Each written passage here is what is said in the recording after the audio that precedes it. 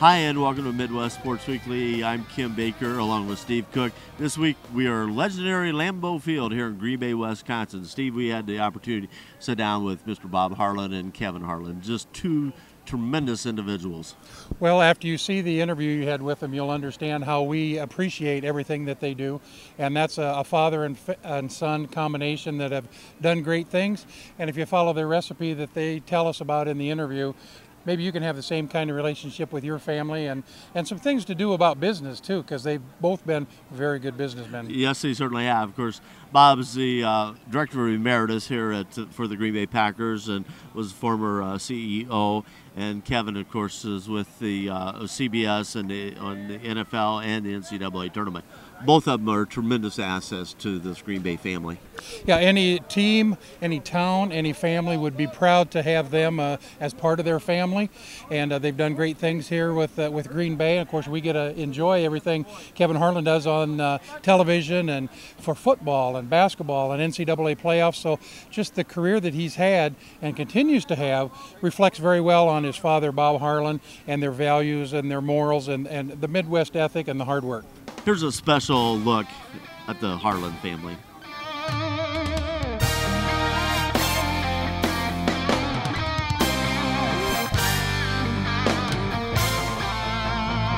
Well, interestingly enough, one of the main factors we wanted to move to Green Bay was that baseball kept me away from home so much. We had 3 young boys when we moved here, 11, 9, and 2.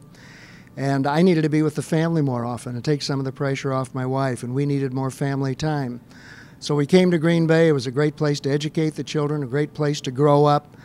Fortunately, with the connection with the Packers, it gave the boys an opportunity to work in training camp and be around the players and be around the coaches. And I'm sure that growing up in that atmosphere is what inspired all of them to go into the sports field themselves. But it's been a wonderful life for us in this area. We thought when we came here, after being at Marquette for 6 years and St. Louis 5, we thought we'd be here 5 or 6 years and on our way. And it turned out to be 37 years.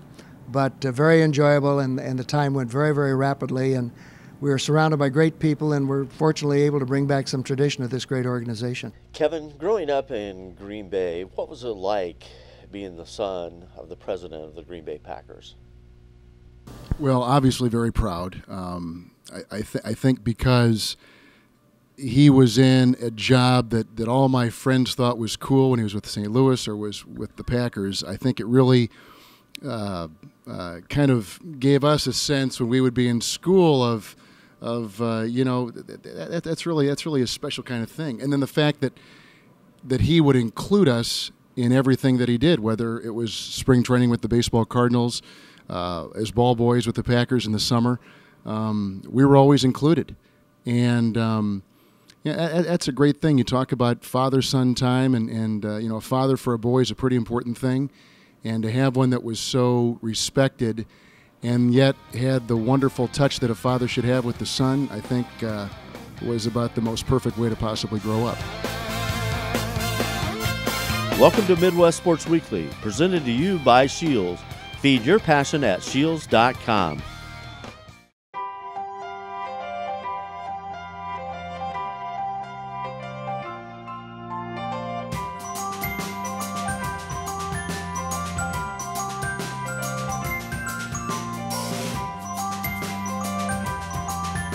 Winter fashion is a wonderland, and you'll find all the season's best looks waiting for you at Shields. So let it snow. When the Fuel Saver program first came out, I was a little concerned that we would start buying things that we didn't need just to save on fuel, and we haven't at all. Our gas budget monthly has gone down, and we spend at least the same amount on groceries, if not less. Usually when I'm done shopping, I text him to tell him how much I saved. I saved 60 cents off a gallon of gas this week and spent $49. I think we're averaging about $100 less a month on fuel. You can't beat it because you're already using the stuff anyway, and so you might as well be saving money while you're doing it. It begins here. It begins here. Say it slowly. Wichita State is going to the Final Four. The madness starts at the Arch. Don't miss the 2014 Missouri Valley Conference Men's Basketball Tournament, March 6th through 9th at Scott Trade Center. Get your tickets and get to St. Louis for Arch Madness. It begins here. The great thing about snowboarding is the adventure. All day long, you're finding different ways of doing different things, and it's never the same. I don't mind snowboarding alone, but if you've got your friends up there on the mountain and you guys can all cruise down together, it's a really, really fun time. Snowboarding has been really fun and really rewarding for me, and I want it to be fun and rewarding for my customers as well. I'm Lindsay McKinstry, and I'm one of the snowboard experts at Shields. With those same values that your dad just talked about, I see that as you broadcast games, not only in the NFL, but for NCAA and TNT, that element of respect for the athletes, the coaches, and as well as the fans and organizations. Talk about how that has elevated you in your career. Well, I think when you are lucky enough to have the kind of seat that we've got for games and the kind of access we've got as reporters and broadcasters behind the scenes and back of the curtain, so to speak, you see exactly what they've got to go through. And a lot of times all the fan will see are the bright lights and the glitz of TV and the spectacular dunks or the leaping catches or whatever. But you really don't know the whole story. And the whole story is the preparation and the repetitions and the practice it took to be able to do those things. Those are things that people don't see. And so that's where my respect comes from. When I see an Aaron Rodgers or a Brett Favre or whoever and know how hard they work to get ready every Sunday to play, physically, mentally, those are the kind of things I appreciate. Bob, you've talked about the work ethic growing up here in the Midwest. Talk about those values that you see in people that grew up here in the Midwest. I think Midwesterners are a very down-to-earth, blue-collar type of individual that really appeals to me. I've spent a lot of time on both the East and West Coasts and would really have no desire to live in either one of those areas. I just like the values that people have in the Midwest. I grew up the only child of a man who owned a trucking company, and he taught me the values of life, wanted me to follow him in the trucking business and take over the company when he retired.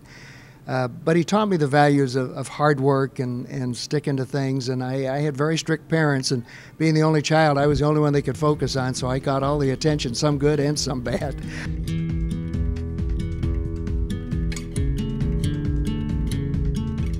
In watching him all those years deal with fans, reporters, players, there was a certain grace he had and still does with people, which I think is maybe his number one attribute, and have tried to carry those things with me as now I work my way through my career.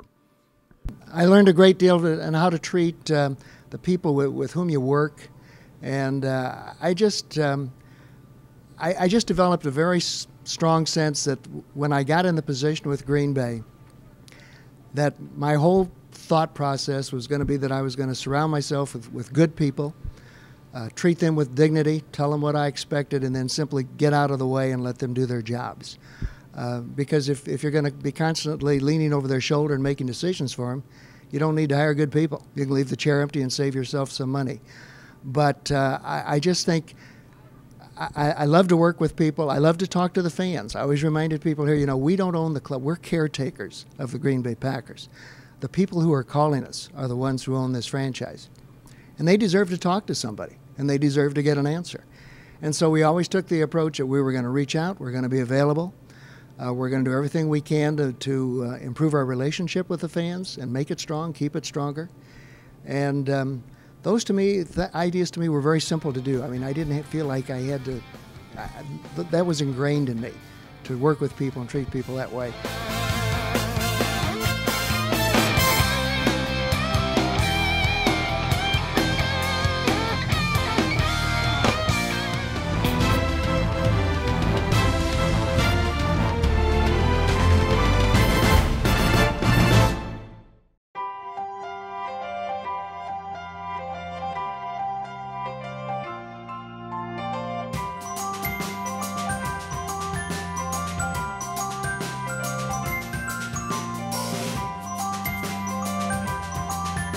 Winter fashion is a wonderland, and you'll find all the season's best looks waiting for you at Shields.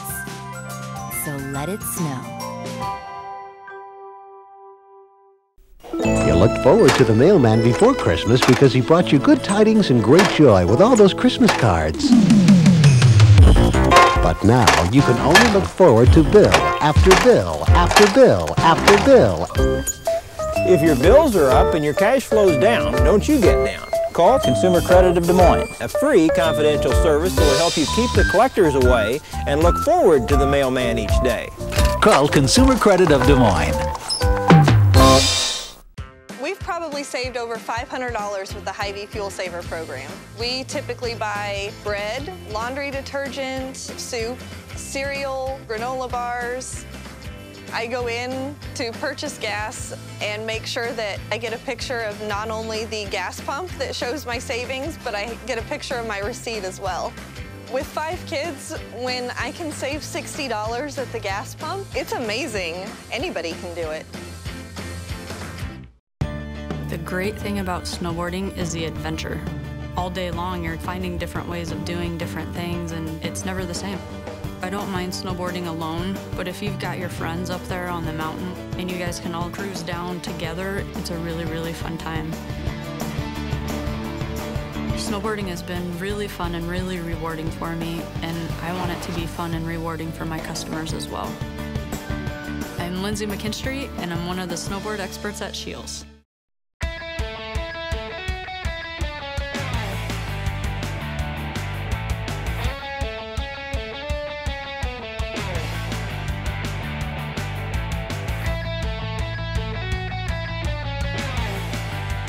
Bob, talking about the Midwest, growing up here in the Midwest, migrating north to Marquette University, and then ultimately with the Green Bay Packers. Talk about that. Well, it was a fabulous education. I was born and raised in Des Moines, went to Marquette because I wanted to major in journalism and wanted to be a sports writer. And Marquette at that time had one of the top journalism schools in the country, and my life was really focused on being a sports writer for many, many years. Until I graduated, and I got an opportunity to come back to Marquette. I had been sports editor of the Marquette Tribune, the school newspaper, and the school invited me back shortly after graduation to be the sports information director. And once I got into the field of public relations, I really enjoyed it. I liked doing media guides and dealing with the press and so forth, and felt, having majored in journalism, that I understood the needs of the press. And I worked at Marquette for 6 years and had one very memorable year with Al McGuire. And then I went to the St. Louis Baseball Cardinals and worked in public relations for 5 years, and then joined the Packers in 1971, and totally drifted away from the public relations newspapering field. But it was an exciting time to be here. Joined a wonderful organization. I feel very privileged to have worked for two of the finest traditions in sports, with the St. Louis Baseball Cardinals and the Green Bay Packers. So I feel like I've been very, very lucky.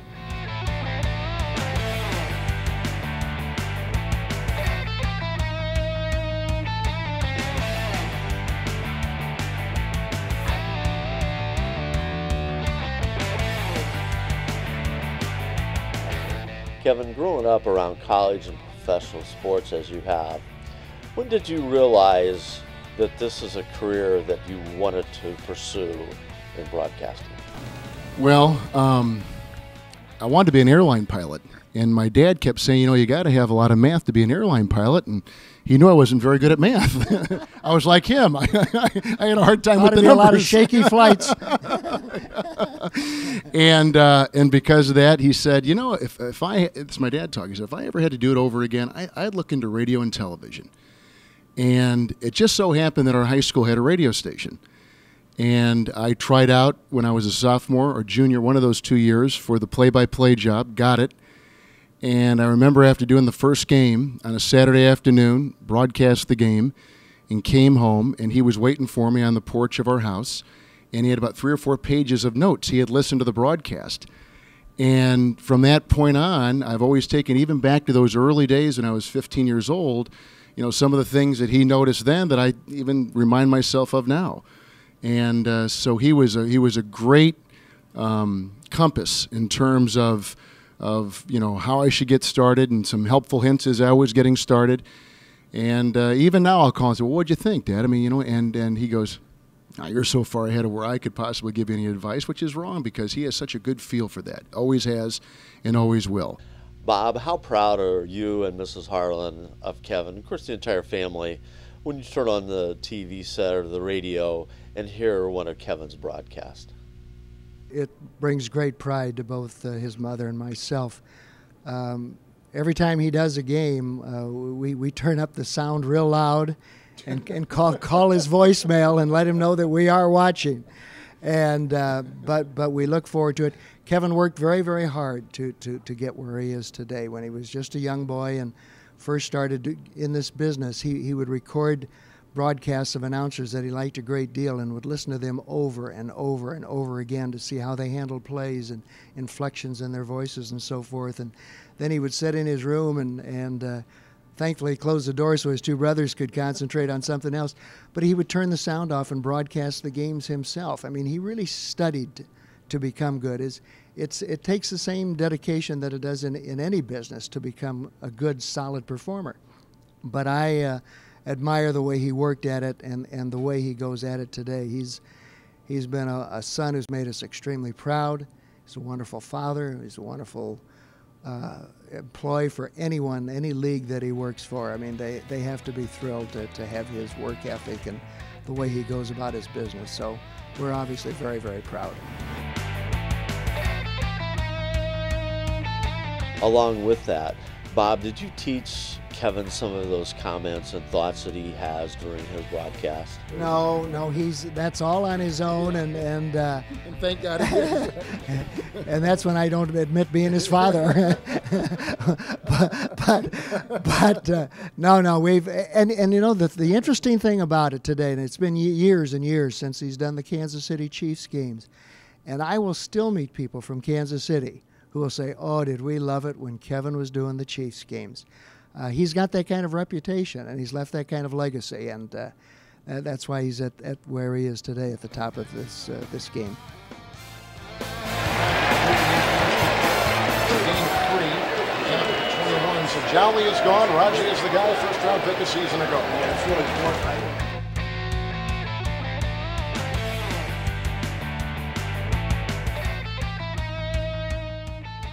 Midwest Sports Weekly, presented to you by Shields.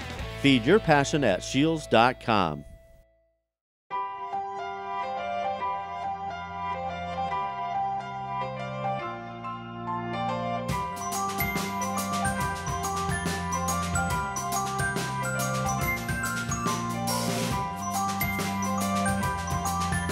Winter fashion is a wonderland, and you'll find all the season's best looks waiting for you at Shields. So let it snow.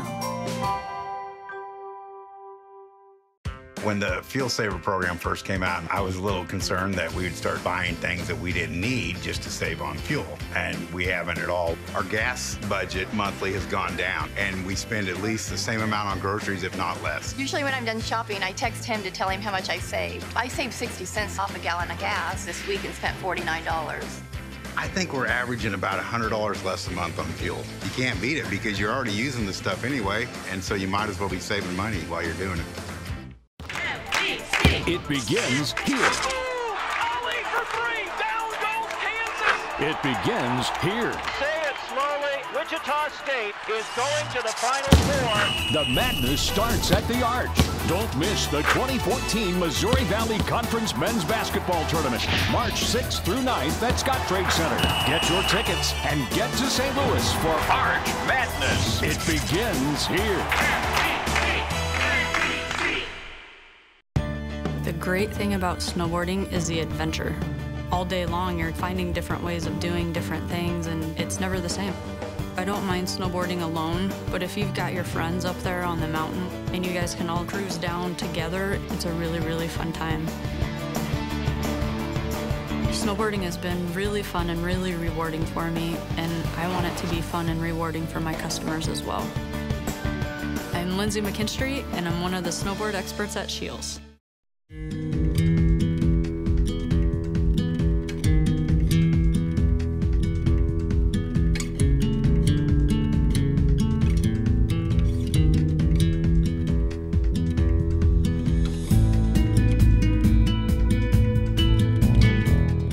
were president and CEO during the renovation back in 2001. Talk about what that meant to see this become a reality, not only for the Green Bay Packers, but for the Packers fan base. Well, first of all, I think the most important thing to remember is that the stadium is your second most important source of revenue after national television, which is about 50% of your revenue. And the great thing about the money you make in the stadium is that it's non-shared revenue. It's money that you get to keep. And once Camden Yards opened in Baltimore in 1992, the stadiums became very popular in every sport, and every team in every league was jumping into a new stadium. We were 9th in the National Football League in 1997 when we won the Super Bowl. By 2000, because of so many teams in the NFL moving into new stadiums, we had dropped to 20th, and we were headed for the bottom of the league. So we made a decision that we needed to, if we're going to keep up with the other teams, to change Lambeau Field from a stadium that was open basically 10 days a year for 2 preseason and 8 regular season games to a stadium that was open 365 days a year. And we did a $295 million renovation, very, very difficult referendum. We went through 8 months of trying to convince the fans that we did indeed need it if we were going to survive in the National Football League. But we won the vote by 53% to 47%. In the old Lambeau, we were making $2 to $3 million a year, and in the new Lambeau, we're making $25 million a year. We've jumped back up among the top 15 teams in the NFL in revenue, and we know at that position we can compete. We need the system, we need revenue sharing, we need a salary cap, but Green Bay, with the stadium and what we've got existing now, we can compete in this league, and the stadium saved us, there's no doubt about it. The tough thing about it was the fact that a tax was involved. And I found out that the word tax bothers people, bothers just tremendously. And yet the State Fiscal Bureau said that the half-cent sales tax in Brown County would cost the average Green Bay citizen $47 a year, or 13 cents a day. So it really wasn't that expensive, but the word tax is what almost shot us down. And we were very fortunate to win the referendum. It was 3 hours into the voting, and it was still deadlocked. Well, Lambeau is one of those places like no other. The original bowl is still here. Star went over the goal line down here, beating Dallas in the championship game of the NFL at that time. And that's what makes this place special.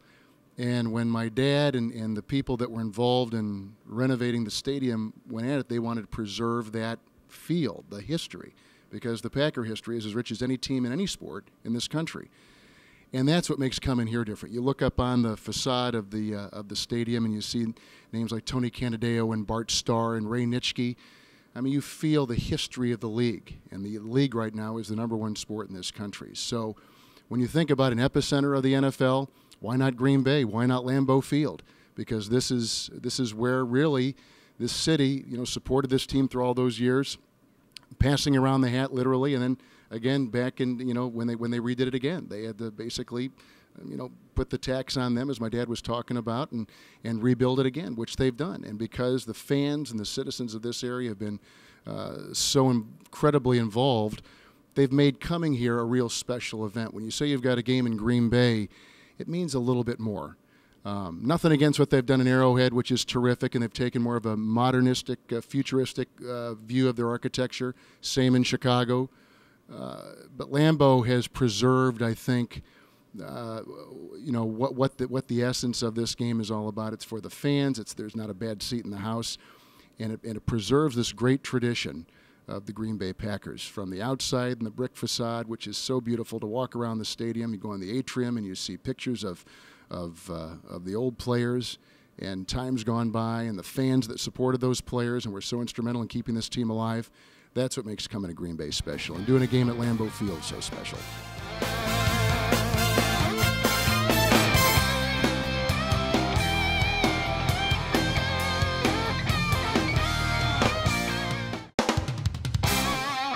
When we changed the football atmosphere around here, I mean, we turned this entire football operation over to Ron Wolf, and that hadn't happened in Green Bay.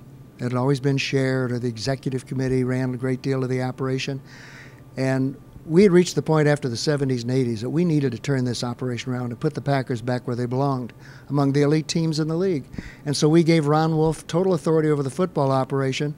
He hires Mike Holmgren, makes a trade for Brett Favre, signs Reggie White as a free agent, and character and dignity were restored to this franchise in a hurry. Kevin, talk about your career and some of the most memorable broadcasts that you've had. In my role now as a network announcer, well, I mean, just this past spring when Northern Iowa beat the #1 seed Kansas, the team that people thought would not only get to the Final Four, would easily breeze through the championship and win a national title. You know, that was thrilling to see that. In fact, it was so great, it was almost at the point where screaming and yelling and wouldn't have done it justice. Laying back and just letting the kids' faces and hearing their yelps and their cries of joy, that was the true story. And so moments like that are dotted throughout my career.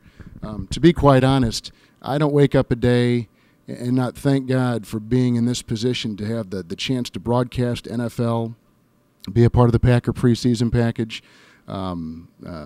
work with my folks at Monday Night Football, and then do the NBA. I mean, my dad always said, and just by watching him, it just became part of the fabric of all of his sons' lives and view and perspective of what a job is. And you know, he loved his job. He did it masterfully, but he loved waking up every day and going to work. And he always gave us the feeling that if you can say that, you've never worked a day in your life. And that's truly how I feel. When I'm in the stadium or in the arena, I feel very, very blessed. Thanks to both of you for taking time out of your busy schedules here at historic Lambeau Field.